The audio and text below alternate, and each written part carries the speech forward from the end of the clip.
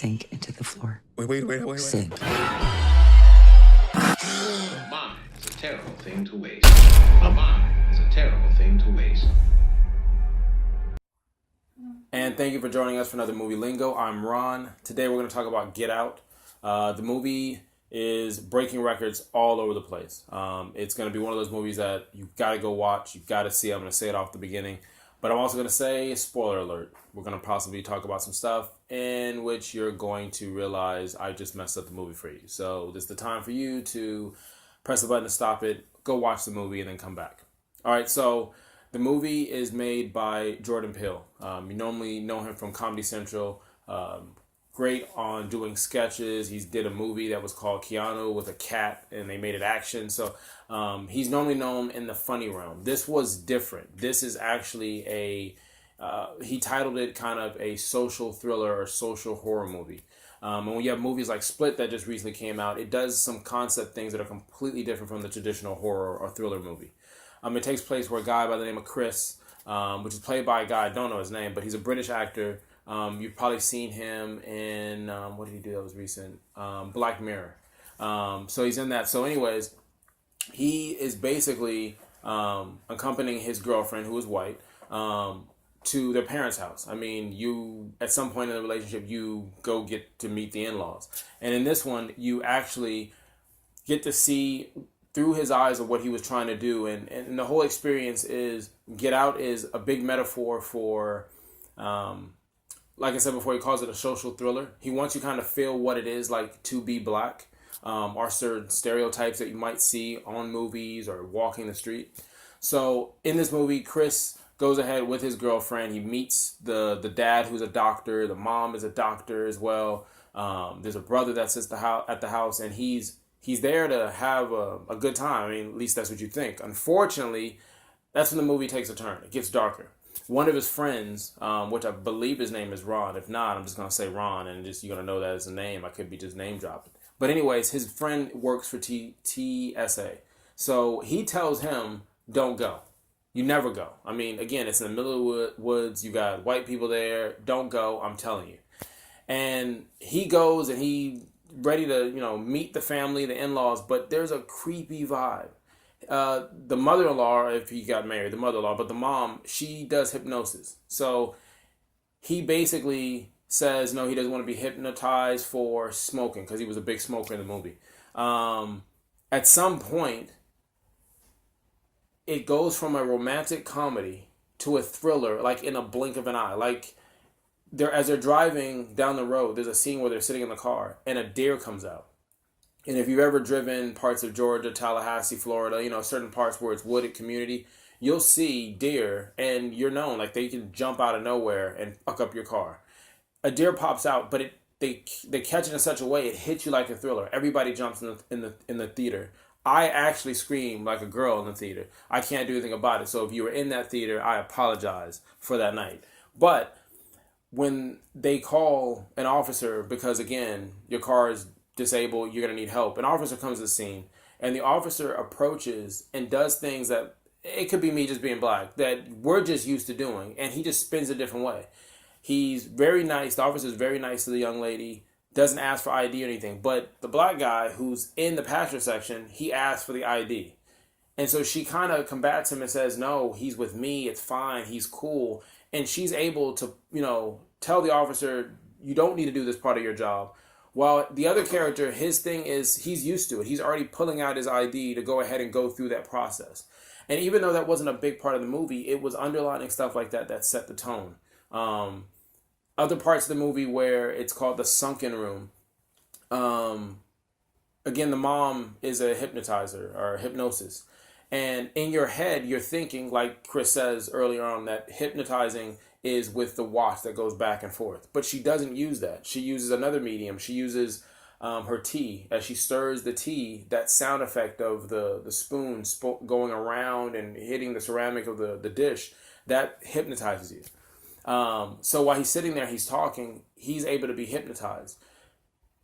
To me, the way I took it was a metaphor for society can't get you. They can't influence you. Already know all their tricks. And then here goes a new trick that you didn't know, and before you know it, he's in the sunken room, which means he's having like an out of body experience.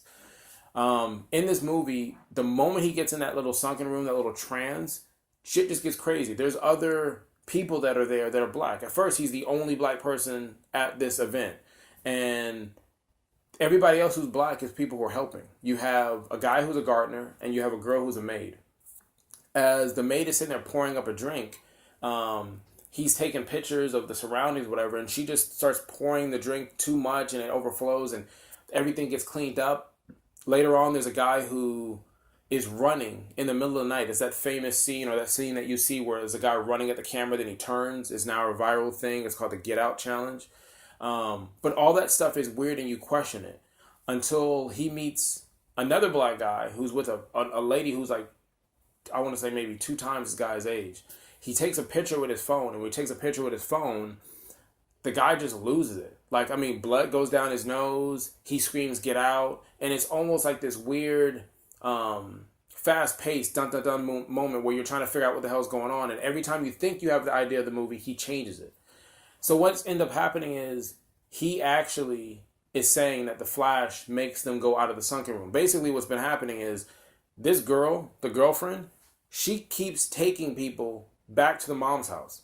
I mean, he finds a box towards the end of the movie where when you go through it, it's everybody you can think of stereotypical or not stereotypical for African American. It's the gangster, it's the guy who plays golf, it's the athletic person who's 6'8" who plays basketball. It doesn't matter what it is. She gets them, brings them back to the house, and then the mom brainwashes them, okay?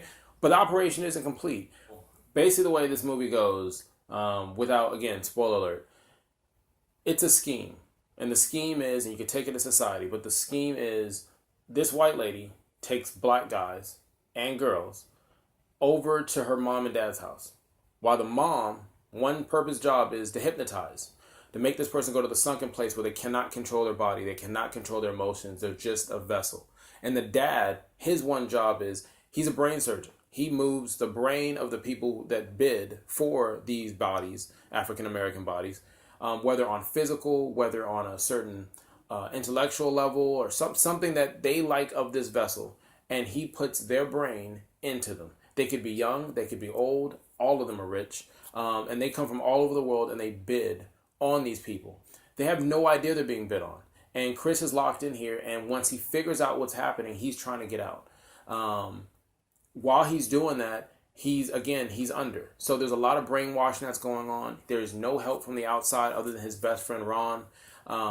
And in this, you're watching a lot of stereotypes, a lot of conversational pieces that you can use about this movie and just about conversation you have in the real world. And at the end of the day, his whole thing is how can he get out of this situation? It's the craziest, weirdest, full of tension. They're basically, what he's doing is he's showing slavery where you would bid for the highest bidder. So he would mingle with people, Chris, the African American, and not know that all these people around for this family outing are bidding on his body. So as he's moving through the conversation with everybody, it's stereotypical stuff. Like one guy goes up to him and says, "Hey, look, do you like golf?" And he says, "Yes." "Oh, my favorite player is Tiger Woods." It's that thing where you meet someone sometimes, and because of the color of your skin, they start talking about stuff that will go with it just because. There's even a scene where there's an Asian guy in it. He put one Asian guy in it. He did it for a reason, because a lot of times in movies, there's literally one Asian person. He even has that Asian person say a line, something along the lines of, "How does it feel to be an African American? Do you think you're privileged or not privileged?" And that's basically a play on words, because the same conversation can be said by an Asian person, as far as where you see them behind the screen on television or how we view them in our society. This movie was fun. It actually had points of it where it made you question race. It made you question religion. When I left the theater, there was tons of people still sitting in their seats talking about the movie. There's people who are kind of scared and didn't want to leave the theater. Let's see if I can think of any Easter eggs for it. There was a scene where you have a maid and you have the groundskeeper. Basically, again, I said spoiler 800 times, it's the grandfather and grandmother from Swamping Out Bodies. And in this, it's a metaphor, at least I took it as a metaphor. Even though they switched the grandmother and grandfather into these two African American bodies, they were still not good enough to come in the house. They only worked at different parts of the house and lived in different parts of the house. They were not allowed to take pictures. They were not a part of the family, even though the family knew that they were, in essence, the mother and the grandfather of the family.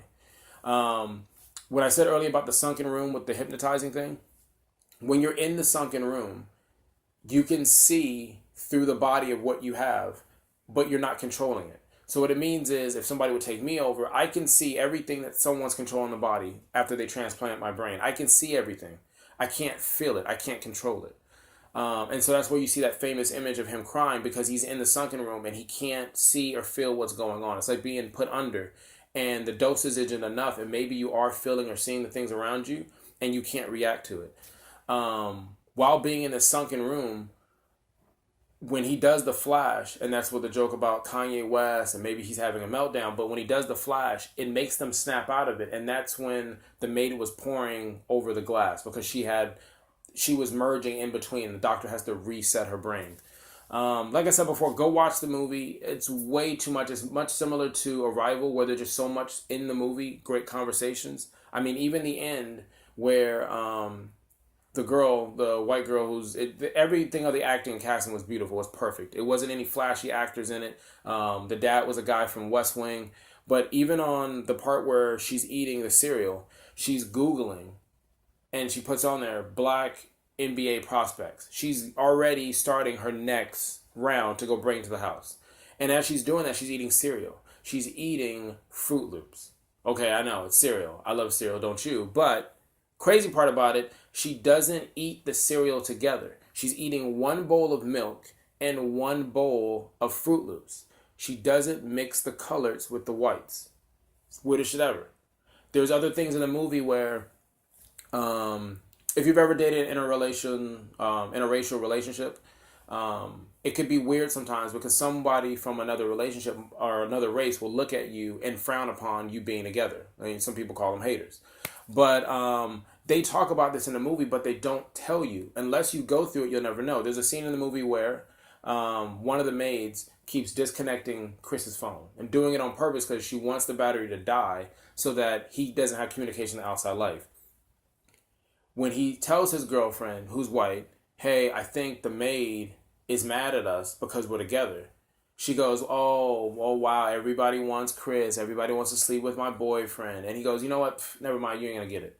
And that was it. They didn't explain it. But if you've ever been in those relationships, regardless of the color of your skin, you completely understand what it was. He wasn't saying that she hated and wanted to be with him. She didn't like the fact that he was with someone that was not of his color. So in the end, I'll give you my rating. My rating is simple. It's a 9. This movie was awesome. I mean, again, the movie cost $4 million to make. It made well over that. It was a 55 plus at this point. He's already told us that he's going to work on 4 more movies that are titled, or not titled, but the genre is social thrillers. I think it's something that starts a conversation. I think it was done tastefully. There's funny moments. There's thrilling moments. There's scary moments. It's done very tastefully. That's all I have. So it's been another Movie Lingo. I'm Ron. You have a great day. No. No.